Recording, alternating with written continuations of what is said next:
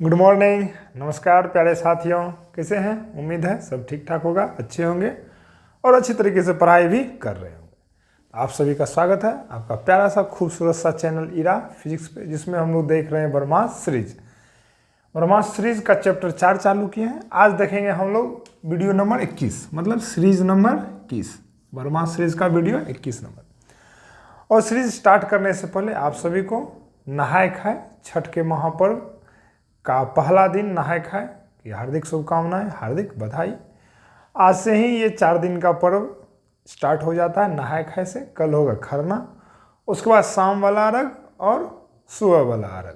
आप सभी को छठ पूजा की हार्दिक शुभकामनाएं। अच्छी तरीके से पढ़ाई करें और छठी मैया से यही मांगे कि हमको सद्बुद्धि दे, आदमी बनाए, है कि नहीं। और लास्ट में ये भी मांग लेगा अच्छा मार्क आए, है कि नहीं।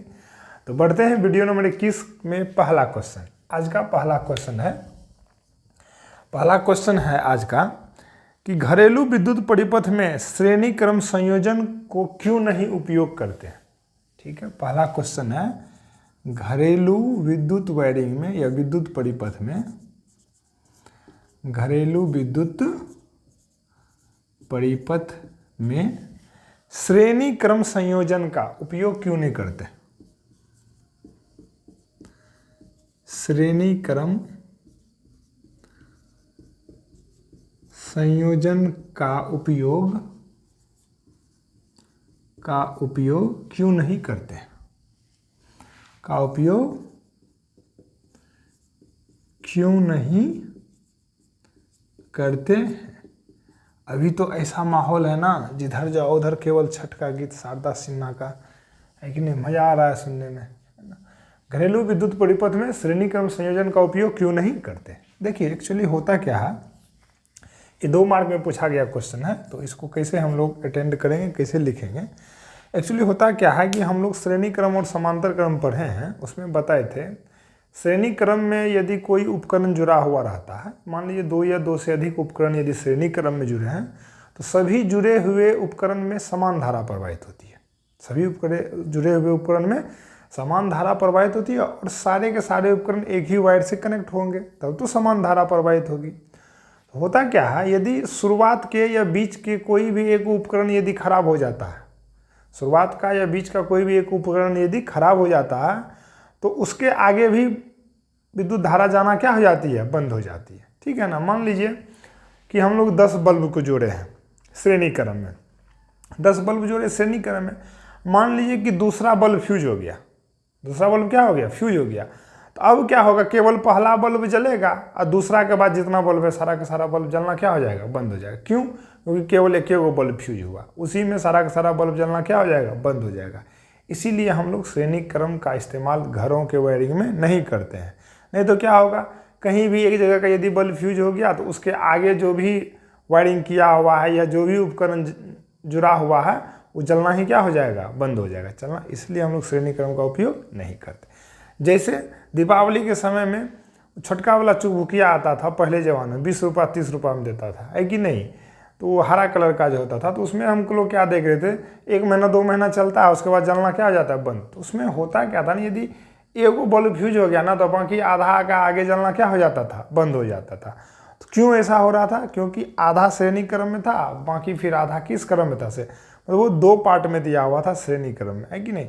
एक भी बल्ब यदि फ्यूज हुआ तो बाकी का बल्ब जलना क्या हो जा रहा था, बंद हो जा रहा था, क्योंकि वो किस क्रम में जुड़ा हुआ है, श्रेणी क्रम में, है कि नहीं। इसीलिए हम लोग घरों में श्रेणी क्रम का उपयोग नहीं करते। उम्मीद है बच्चों समझ में आ गया होगा। छोटी सी बातें थी, इसी बात को हम लोग लिख लेते हैं, कॉपी पे कैसे व्यक्त करेंगे, है कि नहीं। लिखेगा श्रेणी क्रम में जुड़े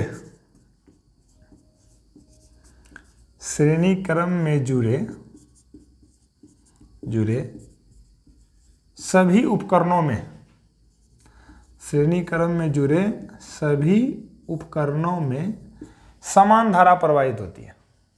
उपकरणों में समान धारा प्रवाहित होती है, समान धारा प्रवाहित होती है। ठीक है, समान धारा समय प्रवाहित होगी, मतलब सब का सब एक ही तार से जुड़ा हुआ है। अगला पॉइंट लिखते हैं, यदि शुरुआत, तालब सा होगा, यदि शुरुआत या बीच का कोई उपकरण,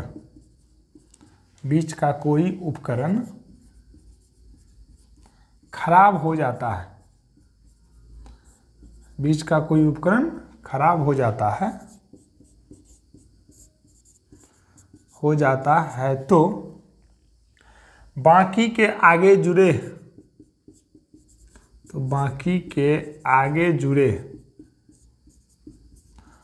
उपकरण में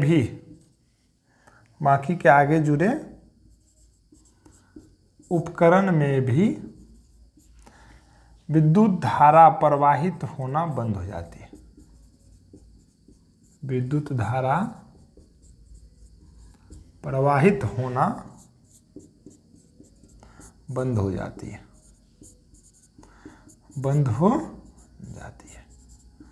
और जो ही धारा प्रवाहित होना बंद हो गई तो वो काम करना भी क्या कर देगा, बंद कर देगा। लिखेंगे इसीलिए घरों के वायरिंग में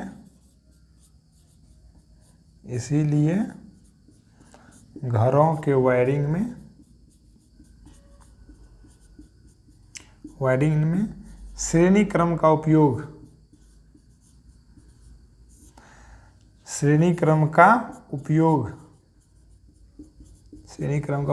नहीं करते।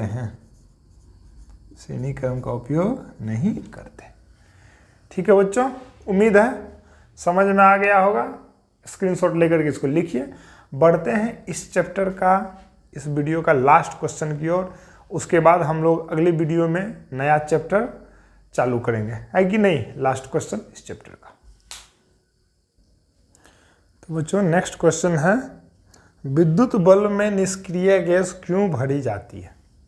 नेक्स्ट क्वेश्चन है, विद्युत बल्ब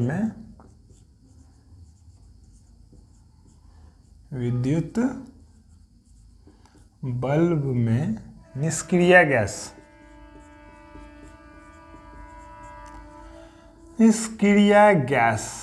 क्यों भरी जाती है।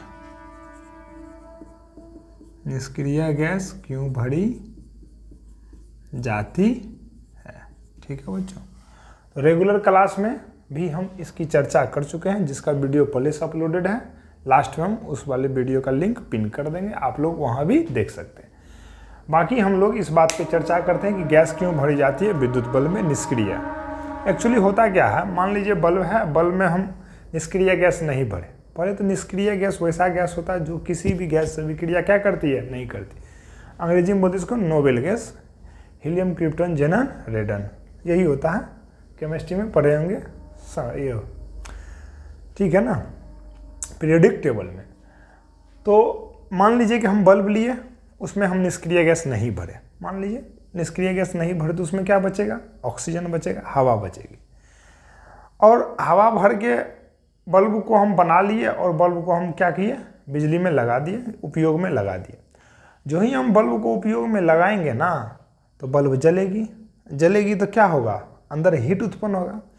और जो ही हीट उत्पन्न होगा तो वो जो उष्मा है उपस्थित ऑक्सीजन से, वहाँ जो हवा है उसके अंदर ऑक्सीजन से उष्मा क्या करेगी, अभिक्रिया कर लेगी। और बल्ब का जो फिलामेंट है जो कि टंगस्टन धातु का बना होता है वो भंगुर हो जाएगा। भंगुर होकर के क्या आ जाएगा, टूट जाएगा। तो बल्ब तुरंत क्या आ जाएगा, फ्यूज हो जाएगा। कामें करना क्या कर देगा, बंद कर देगा। तो बल्ब के फिलामेंट को भंगुर होने से बचाने के लिए हम लोग क्या करते हैं, ऑक्सीजन को निकाल के उसके अंदर निष्क्रिय गैस भर देते हैं।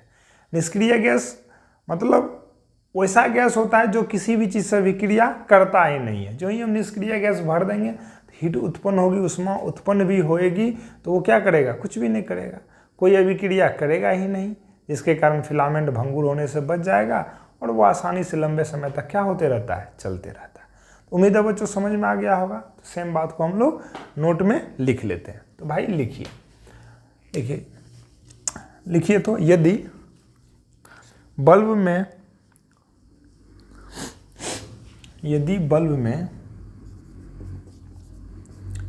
विद्युत बल्ब में हवा उपस्थित होगा, हवा उपस्थित रहेगा। हवा का क्या मतलब? ऑक्सीजन। हवा का क्या मतलब? ऑक्सीजन। ऑक्सीजन उपस्थित रहेगा, उपस्थित रहेगा तो वह उष्मा से, तो वह उष्मा से अभिक्रिया कर,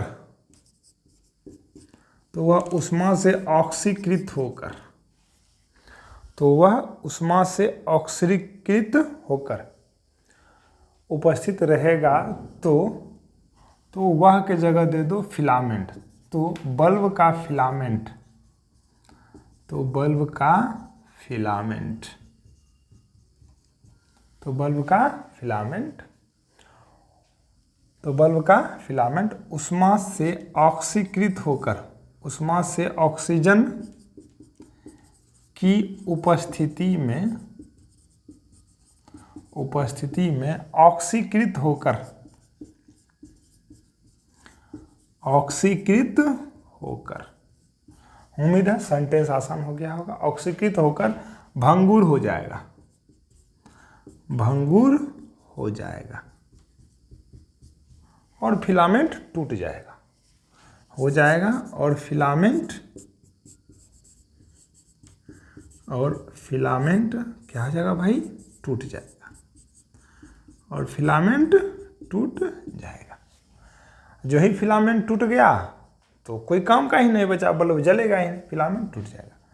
देखते इसीलिए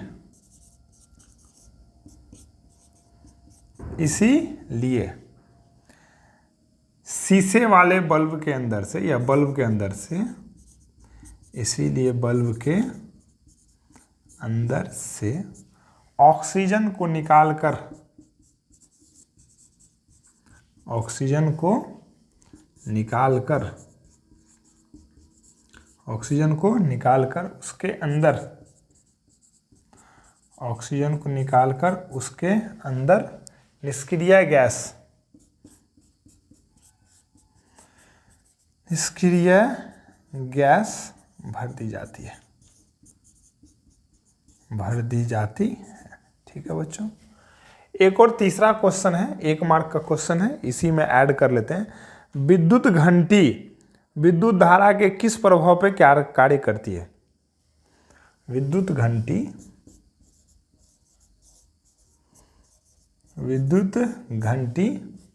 विद्युत धारा के किस प्रभाव पे कार्य करती है? विद्युत धारा के किस प्रभाव पे, विद्युत धारा के किस प्रभाव पे कार्य करती है? पे कार्य करती है। उत्तर में लिखिएगा विद्युत धारा के चुंबकीय प्रेरण पे। इसका उत्तर लिखिएगा विद्युत धारा के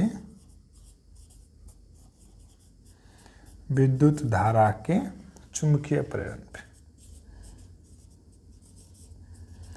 चुंबकीय प्रेरण पे। ठीक है बच्चों, इसी क्वेश्चन के साथ ब्रह्मास्त्र सीरीज का 21वां वीडियो चैप्टर नंबर 4 विद्युत धारा का इंपॉर्टेंट क्वेश्चन का सत्र खत्म होता है। नेक्स्ट वीडियो में हम लोग लेकर के आ रहे हैं विद्युत धारा का चुंबकीय प्रभाव, जो कि अगला चैप्टर है, बहुत ही इंपॉर्टेंट है और इसमें बहुत ही इंपॉर्टेंट क्वेश्चन की हम लोग चर्चा करेंगे। आप लोगों को हम बार बार याद दिला रहे हैं कि आप ना इसका अच्छे से नोट्स बना लीजिए, एग्ज़ाम के समय बहुत ही मदद देगा आप लोग को।